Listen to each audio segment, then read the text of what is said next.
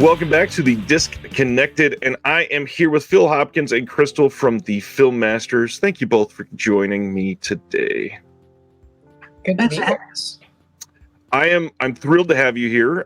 One thing that I probably should start with is Film Masters is a new venture for you, and what we had before was the Film Detective that you were associated with, correct?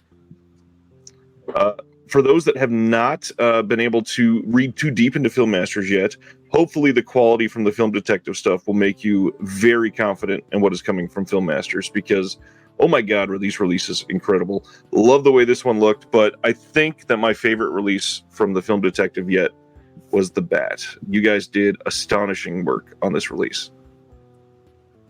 Thank you. Yeah, it's a labor of love. Gifts to the universe. Oh, absolutely. And I'm a big Vincent Price person, so when that got announced, I was just giddy. Any interesting stories on the background of getting the elements for the Bat and all that? Yeah, I mean, the interesting thing about the Bat itself, we had put it out previously, and little did we know that we would be doing physical media forever.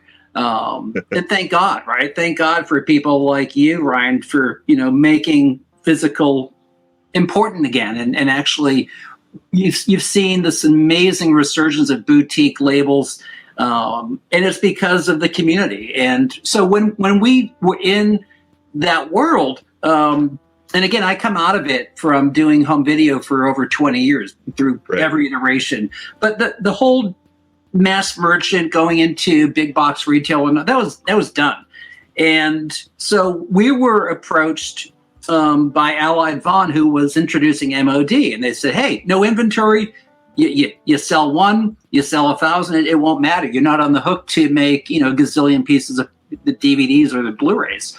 So our first release of the Bat was MOD through Allied Vaughn. That was probably 2015, 2016.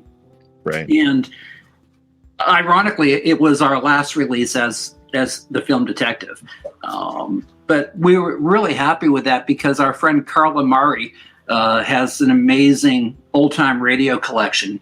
And he does a lot of these podcasts. And in fact, he was doing podcasts for Film Detective as old-time radio. And Vincent Price, as you probably know, did a ton of radio shows. So the cool thing about that Blu-ray was we packed it with a lot of the old-time radio performances from Vincent Price. Yeah, there's some great features on here, and I'm just glad to see that all of the quality standards are continuing to Film Masters, because it's kind of what sets the Film Detective apart for me when it was going on, because some of these films, obviously, they're not getting a lot of love through these other boutiques. A lot of them aren't going to focus on the 1930s Scarlet Letter, we'll say, and release that on, Severin Films or something. So I'm glad that somebody's doing it and getting it out there. So why, if you can share, why the move from Film Detective to Film Masters? We sold the company. And at first we thought we were selling our company to another indie company that loved what we did and what we were all about. It wasn't the case. So we kind of decided to reinvent ourselves as Film Masters, since Film Detective is no longer. It's gone to, I don't know where it's gone. I don't know what will happen. It will probably, I don't know. Good question. But Film Masters is just the continuation, of what we were trying to do. See, we thought there was a community of people like us that loved vintage film, that wanted to be involved with film restoration. But the bottom line is all the corporations don't give a rat's ass about film preservation. Even the major media companies that you'd hope would care about it. If you just look at what happened with Turner Classic Movies over the past couple months, that was a huge, massive gut punch for so many people.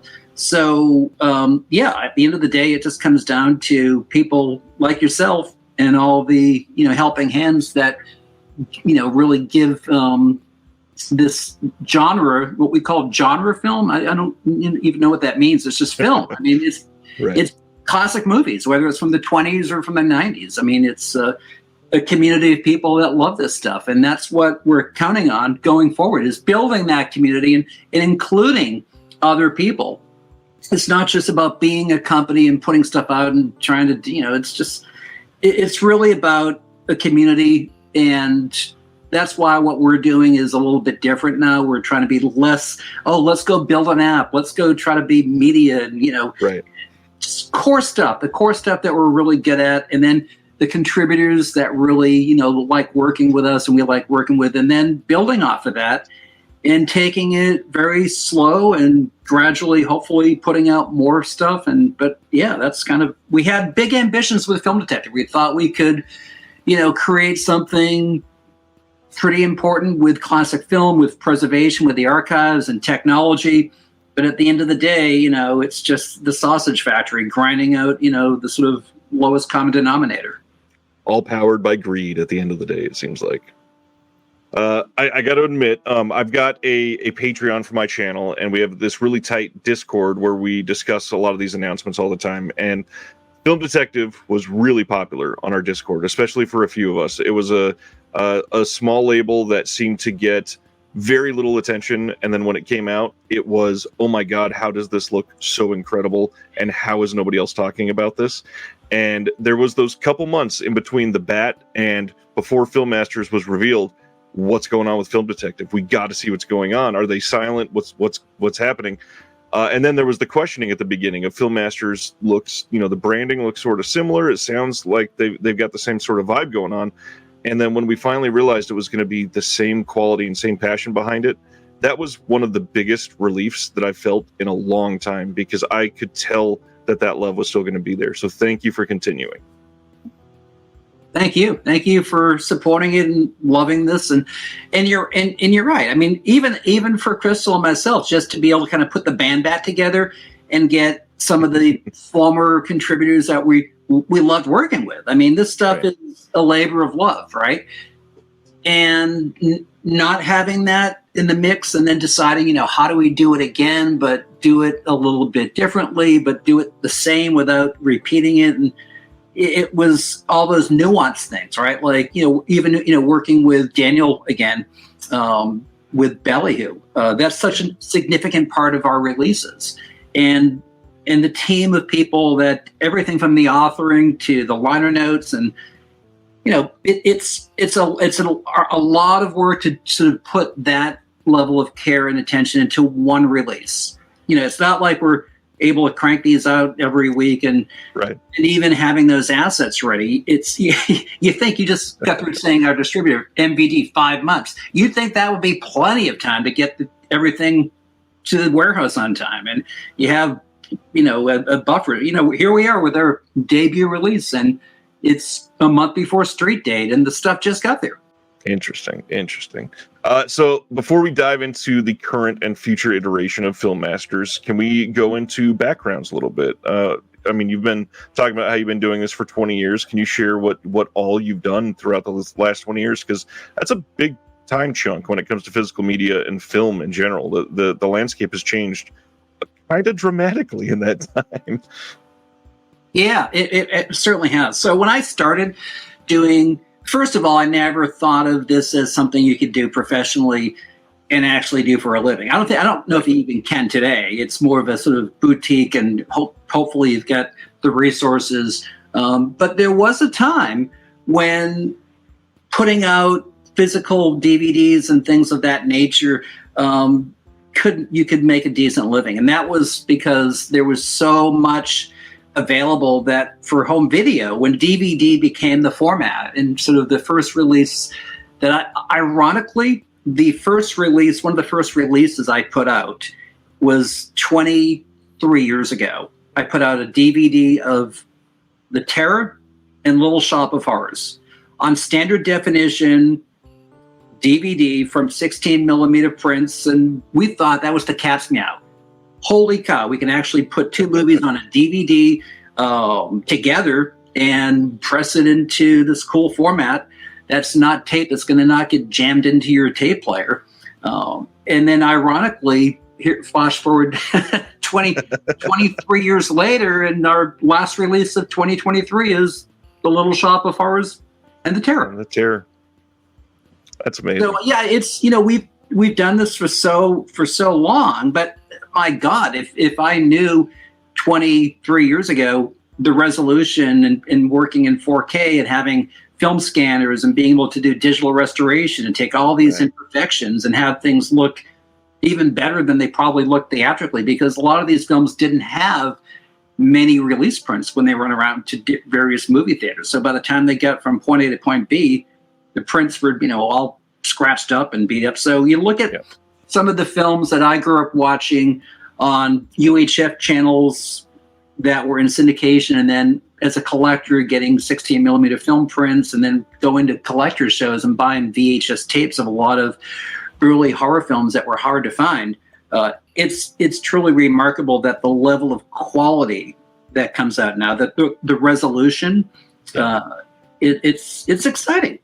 But it's not like this hasn't been a format. Blu-ray's been around for a long time, but I think with collectors and these sort of new initiatives, the boutique and the pressure today is a different pressure, because back then, if you were going into retail stores like Barnes and Noble and Borders Books and Music, and then if it didn't sell, the stuff came back. So you might ship a couple thousand pieces, but sometimes those the things came back, and then you'd have to pay the replicator, and you have to pay. So this is actually an easier sort of distribution chain, because that a lot of the people who are ordering these they're online places, and they're not necessarily big box retailers. They're going to ship back 1,000 pieces, but you still have to know. And then if you don't order enough, and it's not like these are dollar DVDs. We're putting out 23-page booklets, so you have to get it right. And then you think you get it right, then you find you have to do a reorder 2 weeks before you're going into the booklets. Which we love reorders, but it does mess up the operations a little. Well, speaking of you, how'd you get into this, Krystal? So I have not been doing this for 20 years. Really? Shocker, I know. But I have been doing this, I was thinking this morning, for 8 years. So yeah, and that whole time, basically, I've been working for Phil and with the iterations of his companies. But I started as a graphic designer right out of college, and nobody thinks the job they get out of college is going to become their career job. Right. So I just very happily fell into this world and have always loved film, but then had my eyes open to classic film and the importance of preserving really history that a lot of my peers don't know and aren't talking about. And so for me, it's been, I navigated from graphic design into operations to now doing a little bit of everything. But I think it's just like every day I learn something new, and it's so fascinating to get to talk to all these contributors to our discs, because these are people who, in 10 or 20 years, I won't be able to just call them up and listen to stories or, just call Phil and be like, hey, what did Sam Sherman say for this release? Yeah, so it's, I'm very happy to have fallen into this world 8 years ago. And even the last 8 years has seen some crazy evolutions. I mean, look at, streaming 8 years ago it existed, but nowhere near the iteration that it's at today. And, there some people speculating it's, plateaued and we're on a little bit of a downfall for a little bit now. But curious, with both of your perspectives, how do you feel that these last, we'll say 20 years for you, Phil? What do you think has been some of the major changes that is going to shape the immediate future for us? Because home video, obviously, it's been told it's on its deathbed for 27 years now or something. Yeah, but they said that about the vinyl industry too, right? So I think with the collectors, and this is where the iterations do change in terms of buying things at a big mall store versus getting things through a boutique company in an online sort of environment, and that's going to be very different. But I think you're right. I think that when we started getting into streaming, oh man, I think it was right when I started. It was 8 years ago. Yeah, Wow. it was first day of work. Hey, can you figure out how to work this platform, this partner that we're doing? And I'm all sitting there thinking, what's a streaming app? I've only heard of Netflix. Like, wasn't that the only thing? Exactly. And that's right. So we were building what we thought was the future, the way we were going to survive out of the death of home video and find a way to keep, surviving in this sort of new landscape. So we got into the concept of building a classic movie genre film app. And, I think, what was it, 2019, probably right at the end of released like 2016, 2017. It took me a couple months to figure out what was going on. Wasn't a day one venture, got it. Yeah.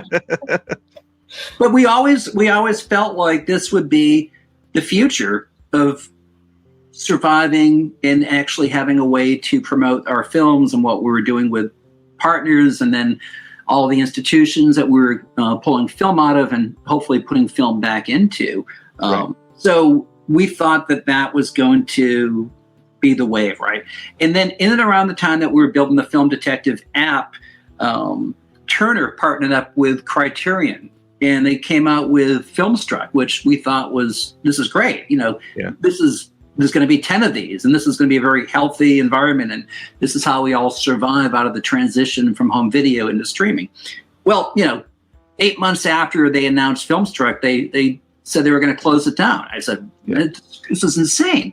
They've got Criterion, they've got all these important Hollywood directors supporting this. Why would they? There's no logic to it. But then you realize the more you're in sort of this sausage factory, crank it out environment, nothing makes sense, because it's all, you're dealing with people who are not cinephiles or fans of this, and they don't even know the tactile nature of preserving and scanning film and taking care of it, and forget, So that's when we said, well, maybe we'll be that company that can sort of carry it forward.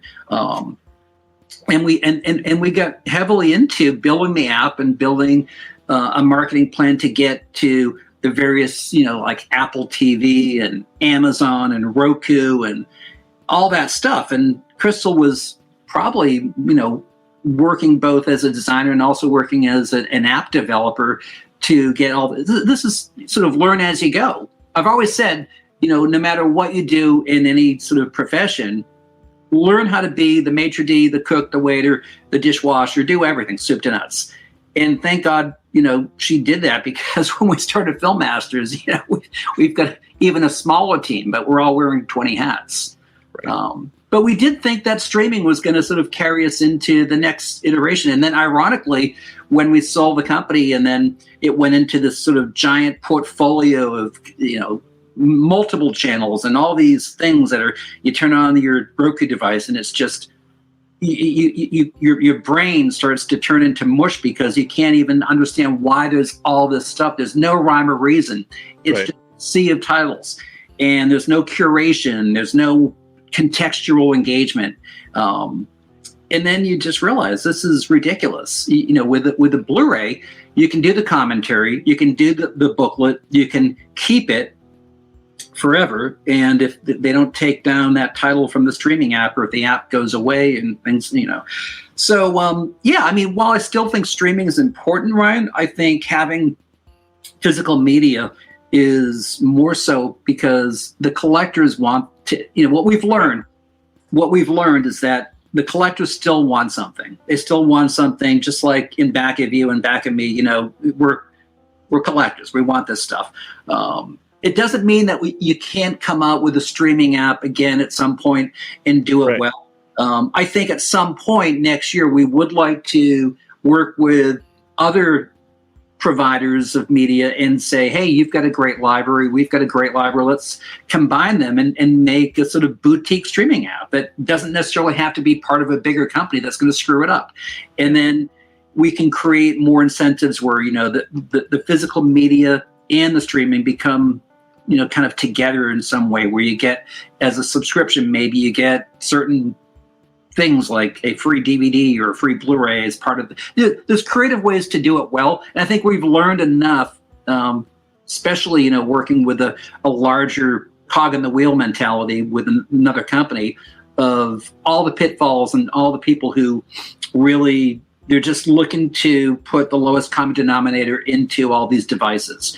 I think at some point, something that looked more like what Turner tried to do with Criterion can exist in the future, but it's going to require everyone to work together and support it. And I don't think you can have 10 of them. I think you can have a couple. Right.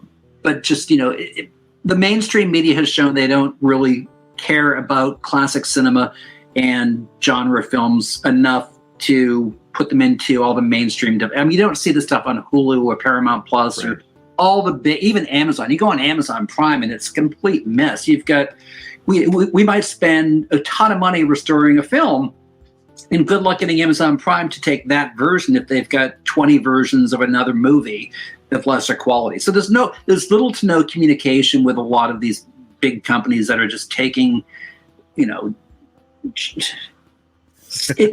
needs to change, but I think the way it can change is for us to continue to put out great Blu-rays and work on our blog and work on the editorial. And then over time, maybe that will show the industry, you can do this well as a small boutique company, and then that can exist on a larger scale. And if not, I think the technology will then change where it won't matter. We won't necessarily need a major company. You can do it just by being your own technology and then just make it available to, just like you do through the Blu-ray boutique market.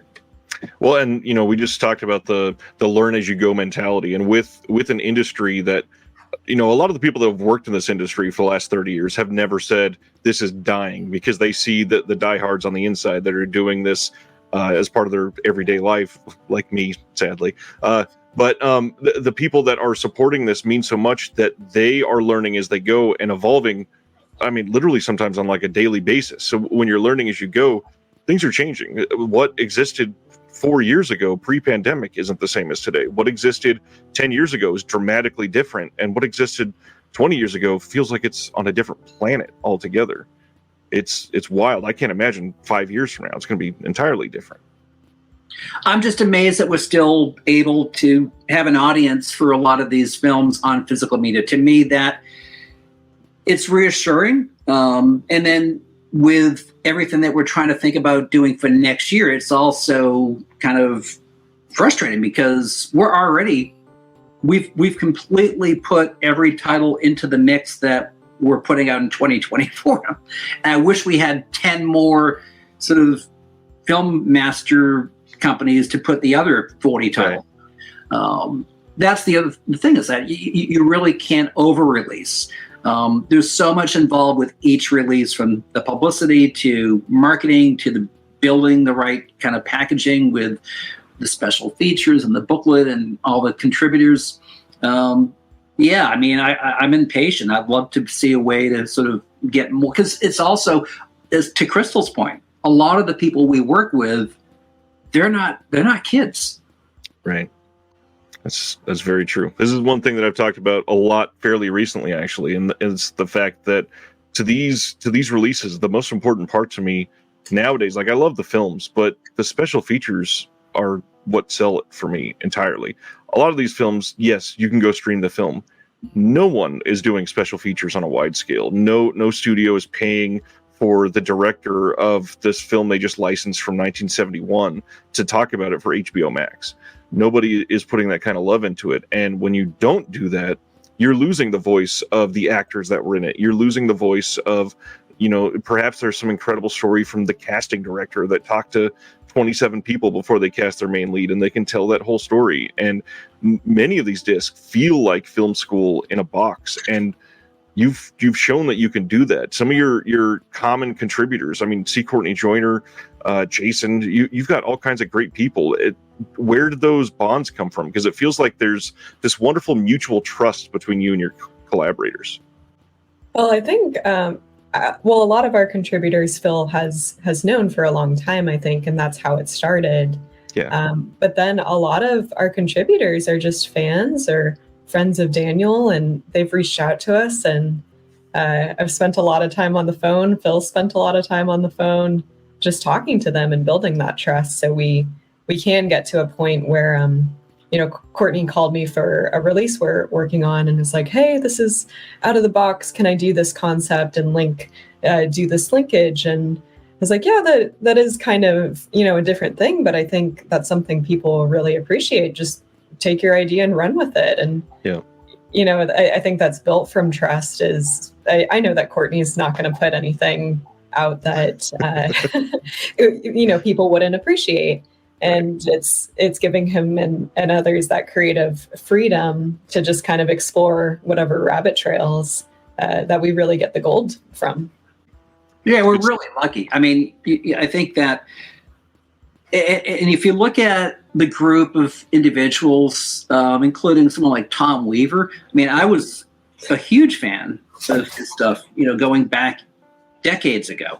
So having people like that, Sam Sherman, as a little kid, I remember watching his films when I was 12 years old on Saturday mornings on the sort of goofy creature feature show when they showed Dracula versus Frankenstein. I said, this is just, the fact that he had people like J. Carrol Naish that were, and John Carradine and actors that I remember from really old films, the fact that Sam had actually given them and repurposed them in his films, and then talking to him on a daily basis about different titles or different stories. And we are so blessed to have all of the group of people that orbit what we do. And that's really what we miss. When we started Film Detective, this was the part we loved the most. Working with everyone from people who worked in the archives to authors and writers and contributors, because they care so much about this stuff. It's one thing to want to put out a film and restore it, but to do it with a group of individuals that are equally as passionate about it, that bring all of that enthusiasm to the project, that's what we missed so much. And that's kind of why we're really excited to be back at it. And every day that I talk to a lot of these people, I'm just like, hey, you don't know when the last day is going to happen. I've lived at this point long enough through every different iteration, and I look back on certain people, and even just as a kid collecting film and going through kind of that phase of as a hobbyist, right? You just look back and say, I'm glad someone like Krystal, is still in the mix, who's young enough, who is now learning about things, can bring it forward, because 20 years from now, who's going to remember a lot of this stuff?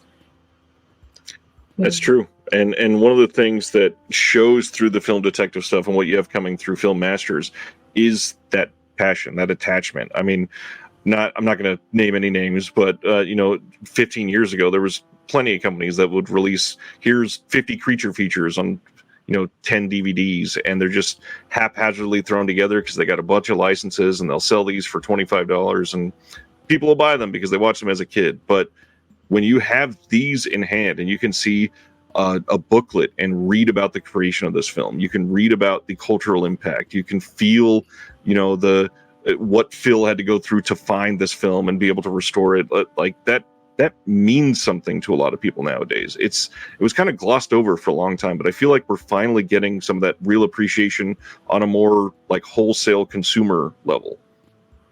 It's true. I mean, if you think about just sort of, for me, I'm at the point where I realized that film collecting that ultimately became film hoarding. You get to that moment, the epiphany, where you say, hey, when I'm gone, who's going to come take this away and deal with it? So we've built an appreciation for all the major archives. And what we've tried to do is leverage what we love in terms of film preservation, releasing film like we're releasing, but more importantly, getting things into major archives. So there's not a big dumpster in a truck at some point. Right. I've been that guy pulling up in a 51-foot semi, and it's sad when you look at a fine grain of White Zombie with all the contracts from the original producers, and that's sitting on a concrete floor and it's fused together like a hockey puck. So much has been lost because of neglect and films that were just not, well cared for. And I'm dealing with this right now. I've been dealing with this for over the past year with the Wade Williams Library. We had a great thing going for, putting out Wade's releases and working with Paramount on certain restorations that they were participating in. And then Wade passed away. And we're now dealing with the reality of, someone who collected thousands of film prints, and then trying to make sense of it and manage it and get it into a proper facility. I mean, it's a strange, weird, blurry line when you're a film collector and a film enthusiast, because I've met so many people, Ryan, that have thousands of films in basements and attics and storage buildings and things like that. And then you realize, how does this stuff actually stay relevant, stay available? And that's if it's well cared for. So we're trying really hard to make sure that everything that we get our hands on ends up in a good home, whether it's the Library of Congress, UCLA Film and Television Archive, the British Film Institute, the Academy of Motion Pictures, the Eastman House. These are the places where films should be ultimately, not in my attic or my basement. It's one thing if you have a common print that, it's everyone's going to have a copy of that. But if it's a significant film, or it's even like some of these lower budget B grade films or Poverty Row films, very little is left of this stuff. I mean, it's truly miraculous that we've been able to release something from Majestic Pictures, from the original camera negative, the Scarlet Letter that we're putting out in November. And again, if not for Sam Sherman taking care of the stuff and really loving a lot of these lesser known studios like Majestic, having access to an original camera negative from a film from Poverty Row from Majestic, it's unbelievable. And you'd hope that the studio, the main studios, would care enough, like people like Sam and others that really believe that this stuff is valuable and has a significant piece in motion picture history. So yeah, it's a huge win when you can get access to good elements, but it's not often that you find that, especially with Poverty Row films. I don't want to go down like a negative road, but are there any specific studios that you feel like really are giving that sort of respect to some of these older films and archiving them properly and really heralding that idea of classic film? I think Paramount does an amazing job. We've worked with them on several of our releases as Film Detective with Wade stuff. Flight to Mars was one, and they did a phenomenal job helping get the preservation and the film 4K scan. And ultimately, when we did final restoration, we never, ever would have had as great success with that release in terms of how it looked, if not for Paramount. So yeah, they're great. But early on, when the studios, and don't forget, like if you look at someone like MGM, they've gone through so many iterations of ownerships. So it's not like it's the original company that made the films. You've got a whole different group of individuals and big, giant Fortune 500 companies behind. They're not archivists or film preservation people. Paramount's great, but so much of what was years ago, if you think about early cinema history and silent film, most of those nitrate films were gone because the studios never saw the long-term value. Once they went through their initial theatrical distribution, there was no syndication, certainly no home video. So a huge percentage of early cinema, and I think that's the hardest genre in general to get people to really pay attention to, is the silent era. There's so few titles that are still available because of the nitrate fires. So when we do find something unusual, like the Scarlet Letter, we know that horror films and things that are more popular are going to be easier to promote and release and sell. But I think it's equally important for us to put emphasis on lesser known genres and certainly lesser known films, because they're equally as good and important. And then the Right. backstory in all these titles, and then the studios too. I mean, a lot of those Poverty Row studios. If you look at Monogram and PRC, I mean, think of all the Lugosi films that came out of Monogram. They're not as good as, say, the Universal films in terms of quality, but I think with small budgets and having access to an actor like Bela Lugosi, I love those films, and being able to get them out today into 4K and Blu-ray and have them look great, people appreciate them way more because you're not seeing them on those low resolution 16 millimeter Right. reduction prints that are barely watchable. To go back to your point, Phil, of balancing things, we know that horror will always sell well, but we were very intentional with the Scarlet Letter, and even looking forward to 2024, we could have released 12 horror Blu-rays or planned to release 12 horror Blu-rays, but I think even when we were first sitting down with the start of Film Masters, we said, how do we balance the catalog? How do we stagger these releases so that we don't just become another horror company? Right. Not that there's anything wrong with that, but we do really seek, I think, to preserve or curate things from all eras of film history and all genres.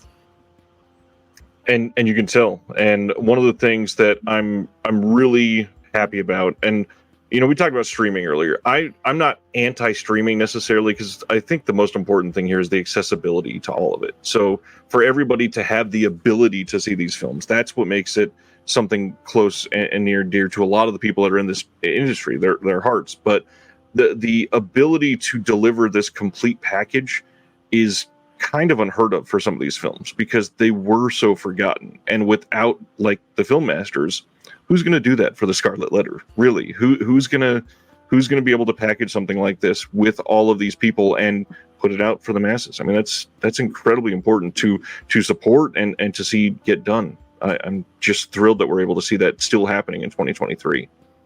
And again, having access to the original, I mean, just the fact that the original camera negative to the Scarlet Letter exists, right, is amazing, mind-blowing. And thankfully, then if you look at someone like UCLA, who helped with the preservation print that we ultimately scanned and made the 4K master from, it takes all these institutions and all the people to make this even viable and make it work. Just the photochemical process of making a new preservation print is incredibly costly. Well, not just the feature. I mean, we haven't talked about the extras of, Tom is emailing me at midnight and, I found, original camera negatives. I've never looked at them before, never seen them before, but here's some stills from behind the scenes of Beast from Haunted Cave. So it's all, yes, it's amazing what goes into the features and the preservation of that and all the partners, but it's also amazing all the partners that help with the special features. Like for the Scarlet Letter, we have something narrated by John Carradine. Well, that didn't, we obviously didn't shoot that today. True. So with Film Masters, we've got, I think we've got 4 titles announced so far. First one coming out, we're almost exactly a month from the release right now. We've got the Giant Gila Monster with the Killer Shrews as a B-side on that. Beast from Haunted Cave with the Ski Troop Attack, B-side there. The Scarlet Letter, and then again, December, The Terror with Little Shop of Horrors. These just great. First of all, I'm always happy to see that bonus feature to try to entice more people to really see this is like a full package. You're actually getting your money's worth with these. But some of these titles, I feel like they could have been their own release too, like Ski Troop Attack. People have been dying to see a good version of that for a long time. I saw people super excited the day that got announced. I mean, to Phil's point earlier, we would release 24 titles a year if we could. So maybe this is, I know we have our other reasons, but I think part of it was that we do just want to get these titles out and in circulation again with a good print. But right. Phil can probably speak more to that. I mean, we've learned so much too, just even with these releases. I mean, with Gila Monster and Killer Shrews, we were really hoping to do something theatrically, right? You know, like in our brains, we were thinking, you know, there should be a red carpet event. I mean, yeah. With all the work that's gone into this, we were really, how do we make something, especially as our debut? You know, how do we do something? And out of the blue, we received an email from someone from Dallas, Texas. Huge fan of the film.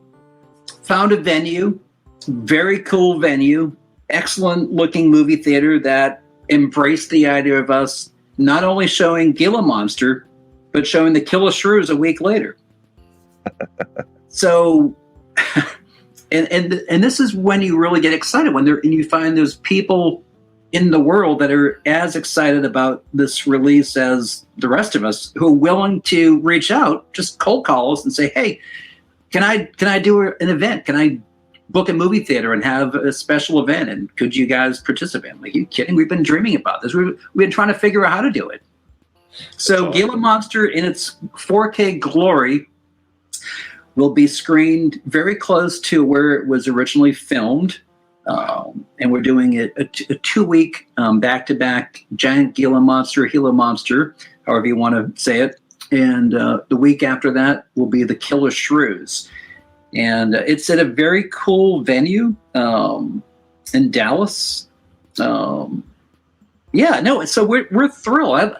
And even now for Beast from the Haunted Cave, we're thinking, can we find a place in Deadwood, South Dakota to find a screening for Beast?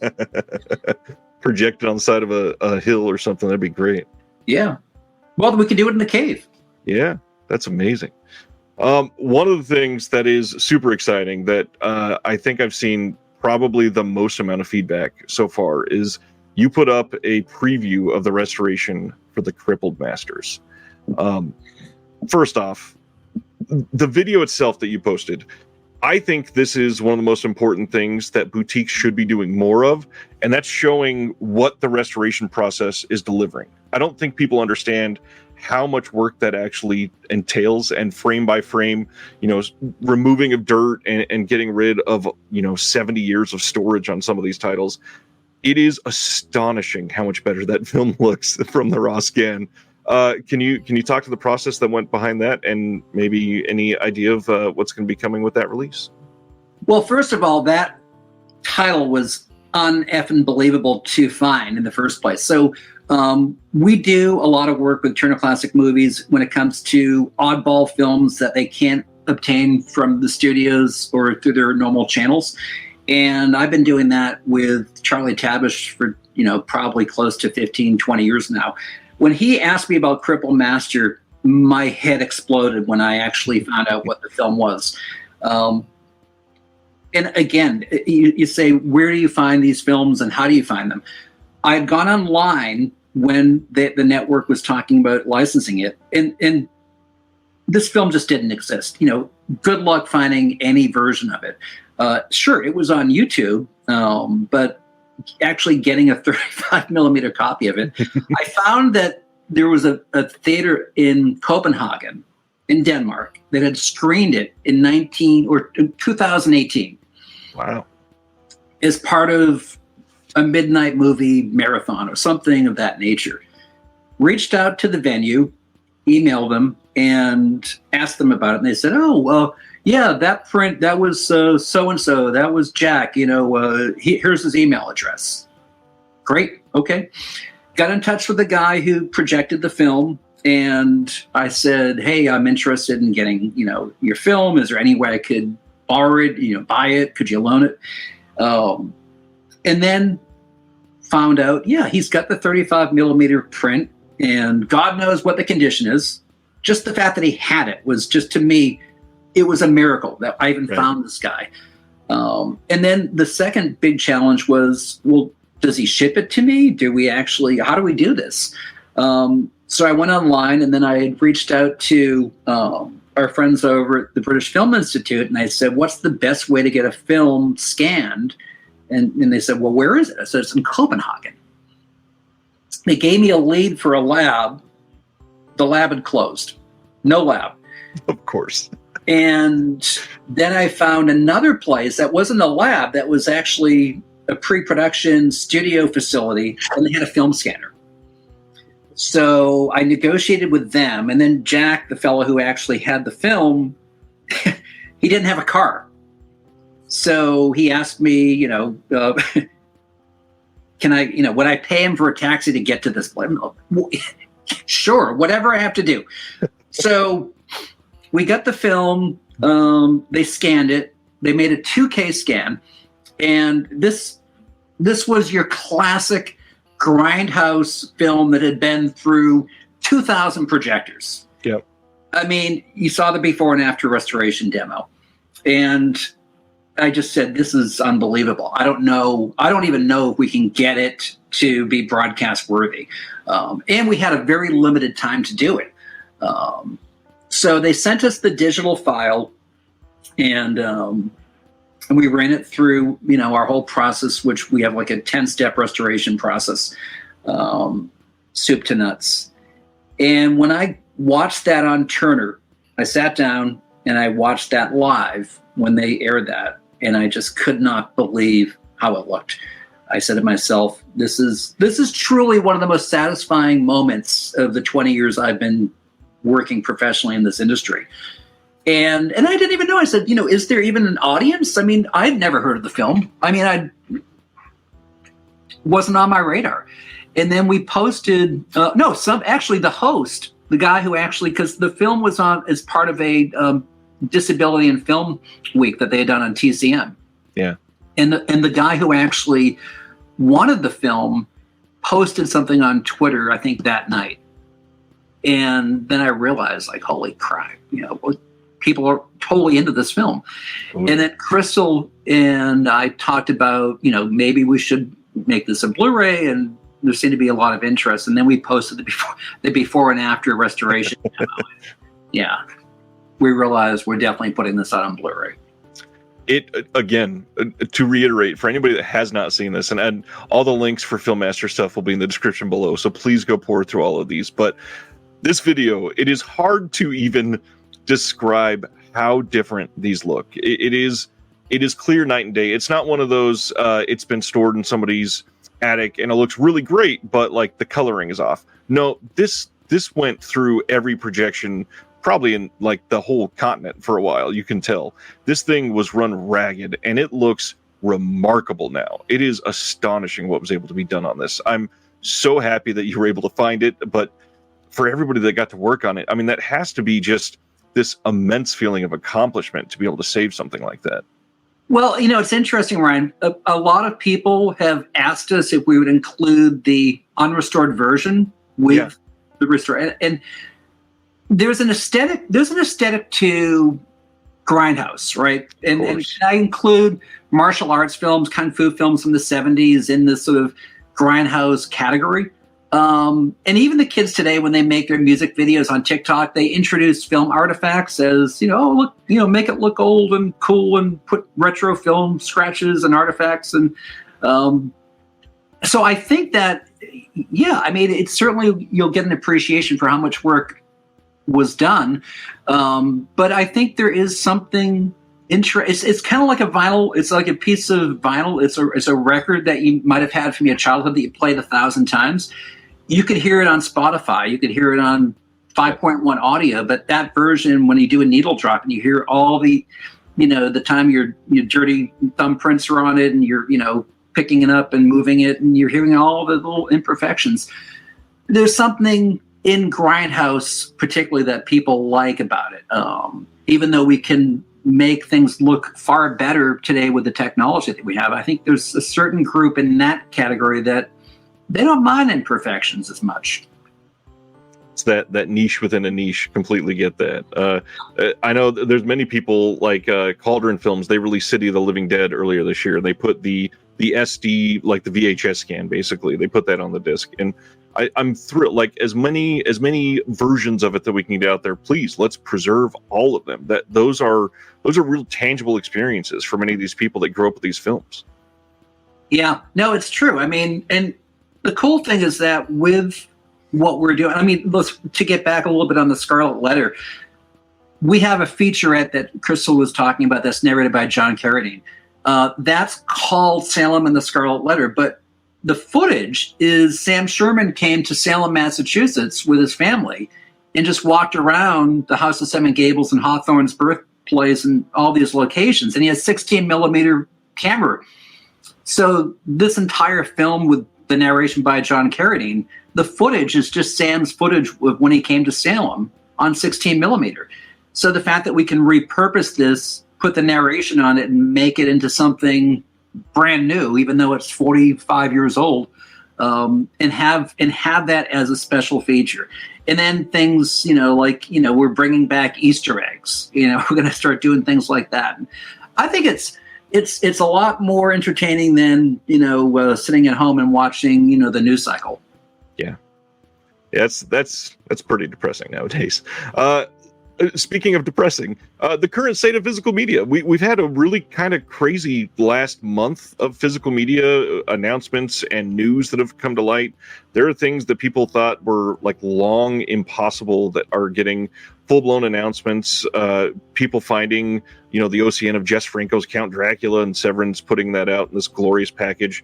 I'm just curious, with your background, obviously a lot of digital and streaming is still going to be in the future, but how do you feel about the future, other than the fact that it's a very collector's niche? Do you think that we're ever going to see any sort of an increase in the production eventually? Because if streaming does start to decrease, which a lot of people are pointing at, rising costs and losing some of their content out there, that it's quite likely that they could see a decrease in their market saturation.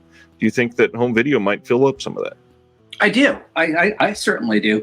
We've seen it. Krystal and I were working as two cogs in a big media wheel for a couple of years. So there's not enough to sustain a lot of these sort of flavor of the week initiatives.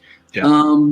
And people who are fans of classic film, they're willing to make an investment in getting these really great deluxe versions and having stuff that they care about. It's different. It's different than what you're going to get on Disney Plus or, and I think that there's only so much you can do with that. You buy your TV at Best Buy, you put it into your room, and then people either want to watch a sporting event, the news, or Netflix. That's sort of lowest common. You can't turn it on and have a sea of 6,000 streaming apps, and just not going to work. It's the same overall overwhelming experience that we had with cable, and why that was a downfall. It's just going to come back the way it was, in my opinion. Filmmasters, you've got these 4 titles announced. Anything about 2024 other than potential teaming up for streaming that you can talk about? Yeah, so I guess we could talk a little bit about our January release, which has not been announced yet. I'm sure the minute I put it into the system, everybody will know about it, as we were talking about frequently happens.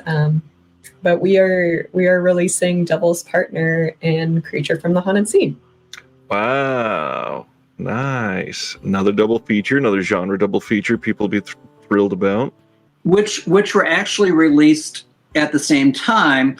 So this will close our loop on our film group documentary series. So we've kind of staggered the film group documentary into we've serialized essentially. This will close the loop on our film group documentary series, and Devil's Partner is mind-blowing how amazing, how incredible that came out. But Creature from the Haunted Sea was, like Ski Trip Attack. We didn't have great elements. And we had really good luck finding a 35 millimeter original theatrical print. So I don't think there has ever been the theatrical version of Creature from the Haunted Sea.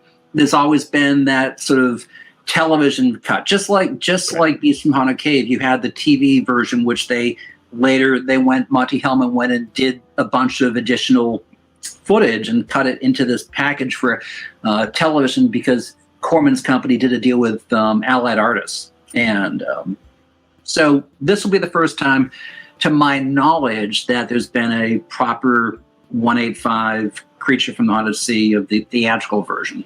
And we're very excited. It's it's sad because Wade Williams had a 35 millimeter print of it, and then the middle reel 2, had a lot of problems. It had gone vinegar, and there were stabilization. We couldn't get the entirety of the film in 35. So we're cutting in certain elements, and that's why sometimes people might be asking, you're doing a 4K of the main title, why not the other? Well, it's because we didn't have an entire film of 35 millimeter to do that. We had to Frankenstein it a bit, and while it's going to look better than it ever has, we didn't have perfect elements. Well, and again, accessibility at the heart of this, at least we have it. And that's the best way to get these out in the best possible format, and again, better than they've probably ever looked in the mass market, at least. That's incredible. Thanks for revealing that. I'm stoked on that. And it's crazy that we're in this time of, these films getting preserved for, the actual film itself getting preserved in its best case, but then preserved on home video. Just this morning, we got an announcement I never thought we'd see, this massive box set of Coffin Joe delivered from Arrow Video, and something that, people had been rumored that was lost in a fire years ago. So every day it seems like we're getting these amazing first in a lifetime type of announcements. Well, I spent, when I was in my 20s, going to Chiller, probably easily $100, $200 in Coffin Joe VHS tapes. Yeah. So I'm that total demo for that box set, and you say to yourself, it's fun. It's something you grow up loving, and for me, starting out with 8 millimeter truncated Castle films, and then getting 16 millimeter reduction prints, to be able to actually see things like a Coffin Joe box set in my lifetime is phenomenal. And again, we were talking about extras earlier. That thing has extras like crazy. So it's nice to see a younger generation be able to be thrust into the world where they can discover this person that was iconic for an entire country. And the films that Film Masters is putting out, it's close to that sort of thing. These were iconic, impactful films for a lot of people, and I hope it reaches some of these younger generations. We do too. All right, Phil, Krystal, thank you so much for your time today. Is there anything else I didn't ask that you'd like to share with everybody about Film Masters? Just check us out at filmmasters.com, and I'm sure if you're a contributor, if you're into what we do, we're always looking for people to be part of our editorial team, whether it be for our blog or some of our YouTube channel features like Legendary Faces, that we feature a certain iconic actor, actress, and create these little mini documentaries. It's a huge, giant group of film geeks, and we're just trying to make it sustainable so we can keep doing it. And hopefully, a year from now, we'll have the next batch of 10 or 20 titles in the pipeline. Can't wait to see what's next. Thank you so much for you guys' time. And like Phil just said, everybody, all kinds of links in the description. Please go check them out. This is one of those companies that, if I could afford to support everybody, I would. But this is one that is important. This is the one that film preservation is at the heart, and you can tell. And I just thank you guys for the amount of work you're doing. Thank you, Ryan. Thanks, Ryan. Have a good one.